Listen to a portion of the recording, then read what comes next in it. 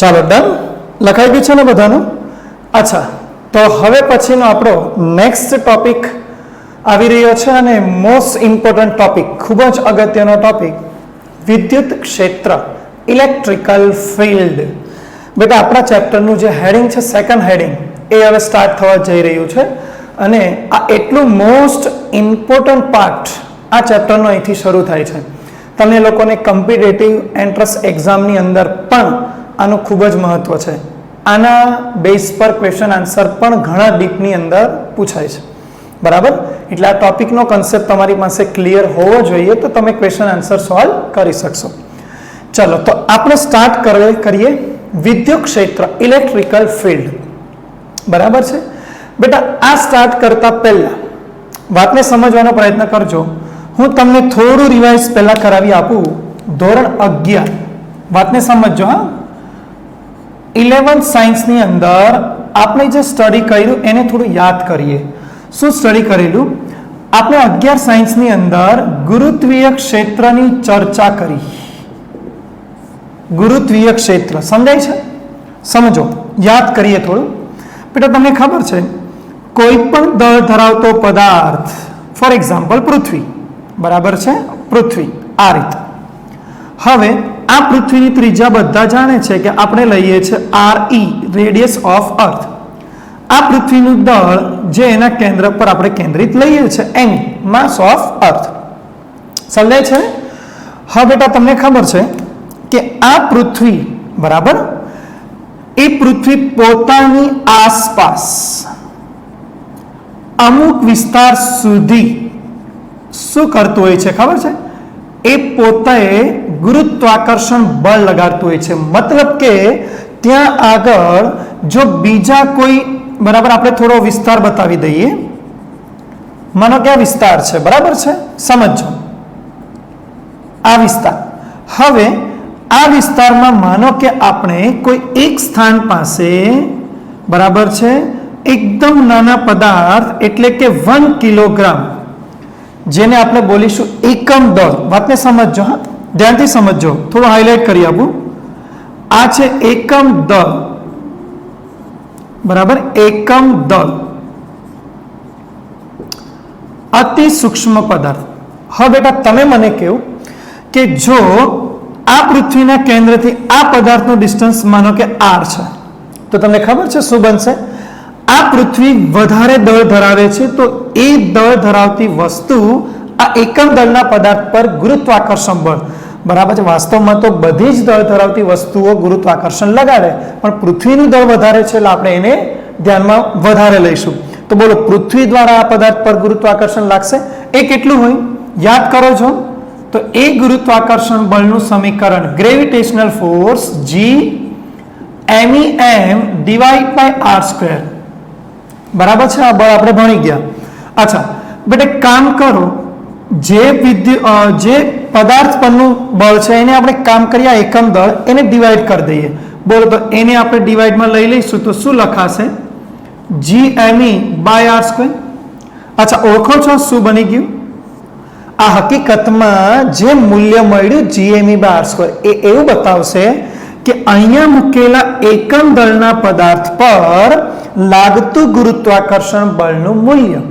બેટા યાદ રાખો, આ જે મૂલ્ય મળે એને જ આપણે બોલીએ છીએ ગુરુત્વીય ક્ષેત્ર અથવા ગુરુત્વીય ક્ષેત્રની તીવ્રતા.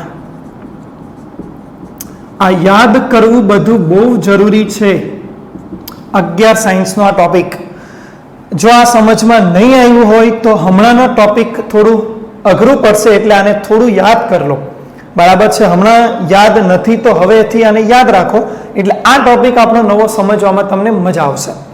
બોલો, તો આ ખબર પડી ગઈ ગુરુત્વીય ક્ષેત્રની તીવ્રતા, બરાબર.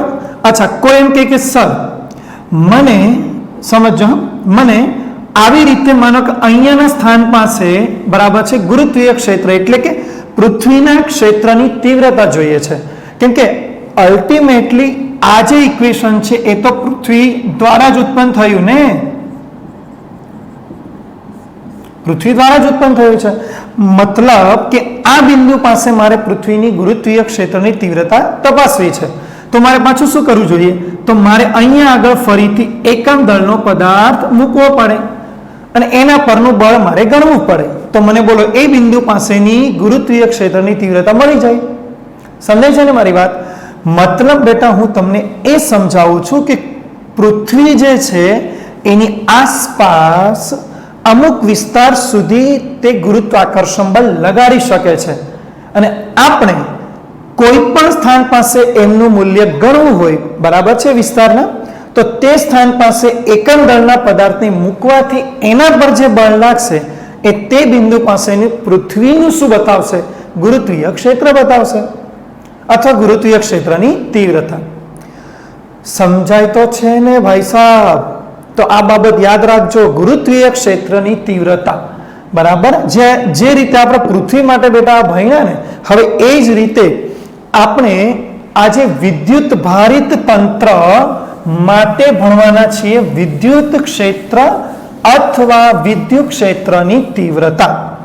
સમજાય છે મારી વાત? વિદ્યુત ક્ષેત્ર અથવા વિદ્યુત ક્ષેત્રની તીવ્રતા. પહેલા તો તમને આનો એકદમ સિમ્પલ અર્થ જણાવી આપું, બેઝિક મિનિંગ.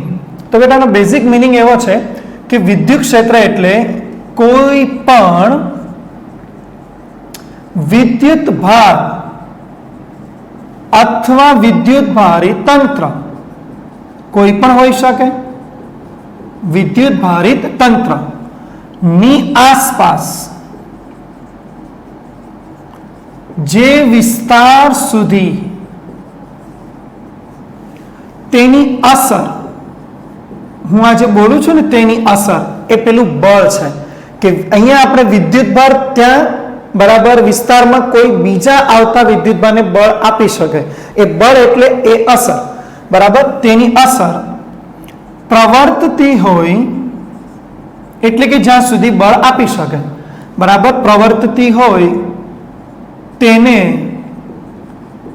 તે વિદ્યુત ભાર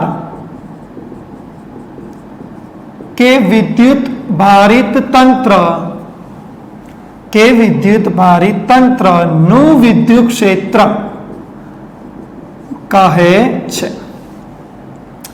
મારી વાત સમજાય છે? વિદ્યુત ક્ષેત્રનો એકદમ સીધો સાદો મતલબ કે જે વિસ્તાર સુધી તેની અસર, બરાબર, આસપાસના વિસ્તારમાં અને ત્રિપારિમાણિક, બરાબર, તે પ્રવૃત્તિ હોય તેને તે વિદ્યુતભાર કે વિદ્યુતભારિત તંત્રનું વિદ્યુત ક્ષેત્ર કહેવાય છે. બેટા આ વાતને હવે આપણે પ્રૂવ કરીએ, કારણ કે પ્રૂવ કરશો તો વધારે અંદાજ આવશે કે વિદ્યુત ક્ષેત્રની તીવ્રતા કેમ ગણાય, કારણ કે વ્યવહારિક આપણે ગણવાની થશે. ચાલો તો એ વિદ્યુત ભારિત તંત્રની ક્ષેત્રની તીવ્રતા આપણે ગણીએ, બરાબર. હમણાં છે ને એક કામ કરીએ, આપણે એકદમ નાના બિંદુવત વિદ્યુત ભારનું એક્ઝામ્પલ લઈએ. સ્ટાર્ટ કરીએ એક નાના વિદ્યુત ભારથી, બરાબર છે. તો આપણે અત્યારે ગણીએ છીએ બિંદુવત વિદ્યુત ભાર દ્વારા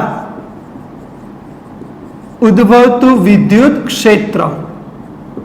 આપણે આની ચર્ચા કરીએ, બરાબર. પહેલા ચાલો તો એના માટે આપણે કામ કરીએ, સ્મોલ બિંદુવત વિદ્યુત ભારને આપણે લેવો પડશે, એટલે ક્યુ, બરાબર. બિંદુવત વિદ્યુત ભાર હું લઉં છું ક્યુ. એક કામ કરીએ, સદિશ રાશિ છે, કારણ કે બળ પરથી જ ક્ષેત્ર મળવાનું છે એટલે ક્ષેત્ર સદિશ થવાનું. તો અગાઉથી તૈયારી કરી લઈએ યામાક્સ, કારણ કે સદિશ રાશિમાં દિશા આવવાની.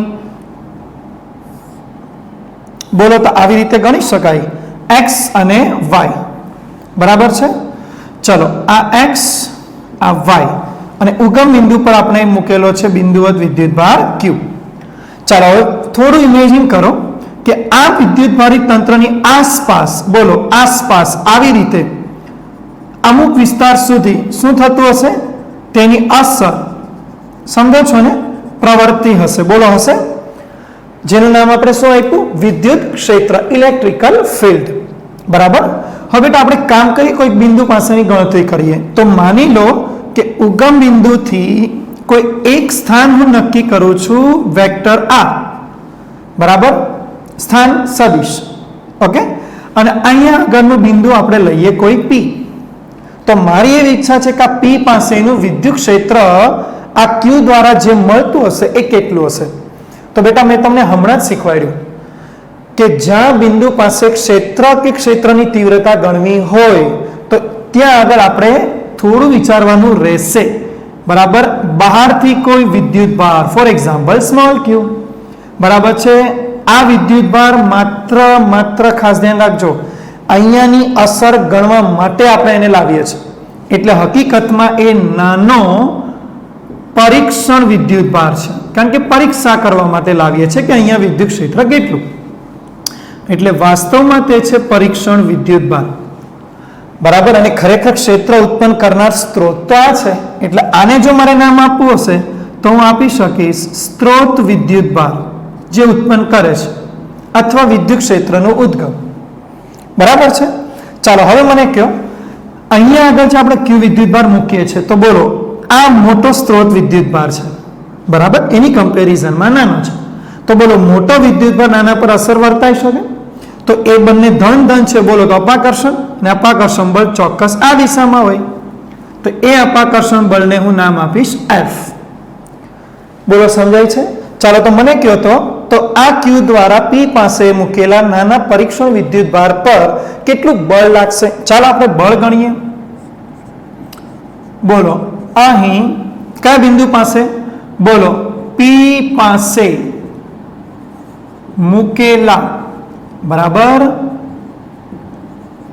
बिंदुवत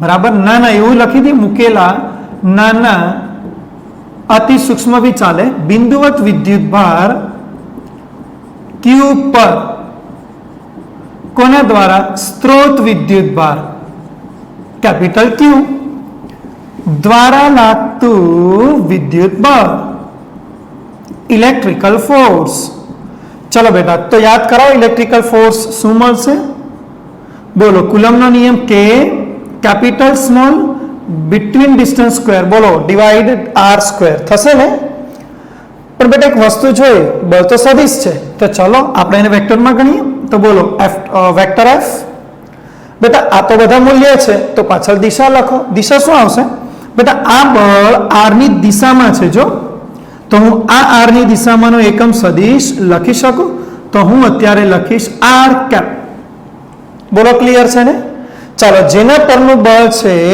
बराबर तो एने आपणे डिवाइड कर दईए बोलो तो माटे हूँ लखी सकूं वेक्टर एफ बाय क्यू तो मने शुं आंसर मळे के क्यू बाय आर बेटा तमने खबर छे आवुं पेलामां पण तैयार थयेलुं ग्रेविटेशन में अहींया पण तैयार थई गयुं बोलो आ शुं छे तो ए छे आ पी पासे मुकेला एकम धन विद्युत भार जे विद्युत भार नो ओछामां ओछुं मूल्य छे एकम धन तो एकम धन विद्युत भार पर लागतुं शुं छे बल याद राखो आम पी पासे मुकेला केटला बेटा एकम धन विद्युत भार बराबर पर लागतु विद्युत बल एटले ज ते बिंदु पासे नी विद्युत क्षेत्र नी तीव्रता जेनो सिंबल छे वेक्टर ई बराबर छे कहवाय याद राखो विद्युत क्षेत्र नी तीव्रता छे सिंबल वेक्टर ई तो बेटा आने हूँ ई ना नाम थी रजू करी सकूं तो लखी शकाय माटे vector E is equal to k q by r square into r cap बोलो सदिश स्वरूपे समीकरण तैयार बेटा मूल्य में लखो तो लखी शकाय